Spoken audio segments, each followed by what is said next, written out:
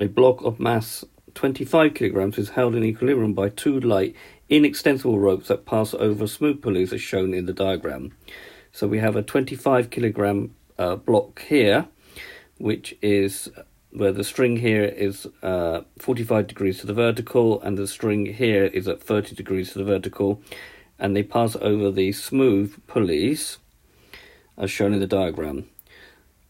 The end of one rope is attached to a block of 50 kilograms at rest on a slope inclined at an angle alpha to the horizontal. So we've got a 50 kilogram weight attached to this one. It's inclined on a slope at alpha degrees to the horizontal. The other rope is attached to a block of 40 kilograms at rest on a slope inclined at beta degrees to the horizontal. The question says, show that the tension of the rope connecting the 50 and the 25 kilogram, so this rope here, the tension in this rope masses is given by 50g over root 2 plus root 6, where g is 9.8 meters per second squared, and then hence find the value of alpha and beta. Okay, so obviously in the exam you draw a good clear diagram of that, and then we need to just look at the forces which are acting on each part. Right, so this is the whole system. So we've got a 25g Newton weight acting downwards on this weight. We've got a tension T1 here and also the same tension here. We've got a tension T2 here and a tension here T2. A little note here, these tensions will be different because they're inclined at different angles. If they're inclined at the same angle, the tension will be the same in both. We've also got a 50g weight acting downwards here.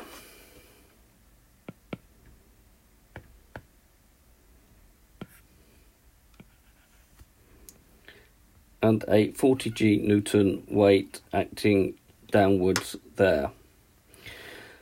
Right, what we're going to do, in order to do this problem, we need to break it down into parts. So we're going to break it into 3 parts. We're going to first look at resolving this bit here. Then we will resolve this bit here in order to find this angle, and this bit here in order to find this angle here. Right. So drawing a separate diagram. So we've got the 25 kilogram weight. Remember the system is in equilibrium. So we're going to consider the forces acting on a 25 kilogram mass. We've got the tension T1 here, tension T2 here, and we've got a 25g Newton weight acting downwards. So we've got to break these into their components. So if we're going to resolve horizontally to begin with, we're going to have this force here, which is T2 sine 30, opposite the angle.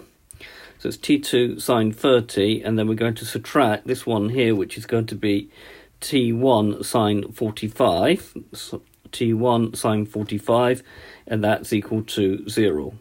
So that's quite good because that gives me T2 sine 30 is equal to T1 sine 45. Now the sine of 30 is a half, okay, and you'll need to know that the sine of 45 is root 2 over 2, or 1 over root 2. So we're going to have root 2 T1, and then from that we can say that T2 is equal to root 2 T1. We'll call that equation 1. Now resolving vertically, so we've got to break these forces into their components. With all on this line here, we need to have a force of T1 cos 45 acting upwards,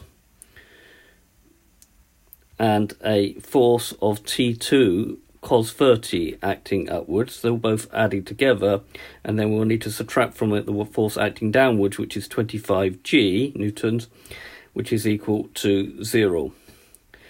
Now, from that we can say that root 2 over 2 T1, cos of 45 is root 2 over 2, cos of 30 is root 3 over 2 T2, is equal to 25g, taking that over to the other side.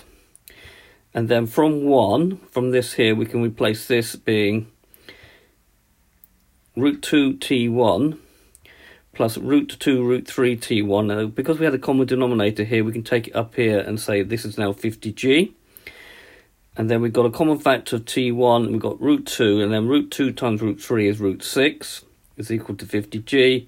And then we get the required result, which is T1 is 50g over root 2 plus root 6 as required. So we don't need to use any sort of calculator here, but we do need to know our particular angles.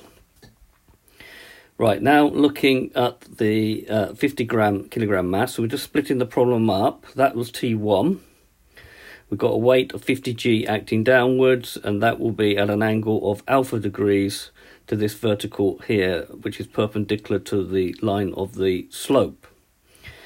So resolving along this slope here, so we're going to have T1 minus the component here of the 50g, which is going to be 50g sine alpha, minus 50g sine alpha, and as this whole thing's in equilibrium, we'll put it equal to 0.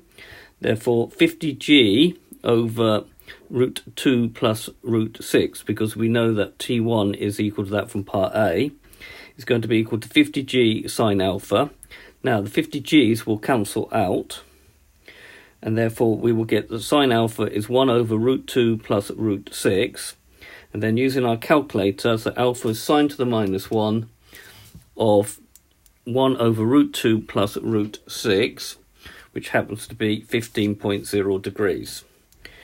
Now break up the other one here, the other one on the right hand side, the 40 kilogram mass. That will be 40g acting, and this to the vertical here, it will be beta degrees.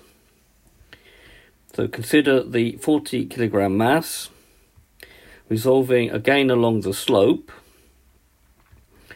We're going to have 40g sine beta, which is going to be this force here opposite the angle, acting that way. So if we're going to consider this way to be positive, that negative, just to keep it in the sign, but it won't matter in this problem. Minus T2 is equal to 0. So we're going to have 40g sine beta is equal to T2, and then 40g sine beta, and T2 from 1 is root 2 T1. That's going back from equation 1 before. And then we're going to have that 40g sine beta is going to be root 2 at T1, and that's this value for T1 comes from part A. Right, moving over the page, we just now work with this. Now the zeros g and the zeros here will cancel out, and the g's will cancel out, and therefore we're going to get that sine beta is 5 root 2, 5 lots of root 2, divided by 4 brackets root 2 plus root 6. Just be a little bit careful with your arithmetic there. And then beta is sine to the minus 1 of 5 root 2 over 4 root 2 plus root 6. Now use your fraction button on your calculator and put in these in third form. And that'll give you that beta is equal to 27.227 degrees, which is 27.2 degrees. And here we have a diagram of the whole system. So this has been a video to show you how to resolve a system using components of forces of connected objects. I hope you've understood, and I thank you very much for watching.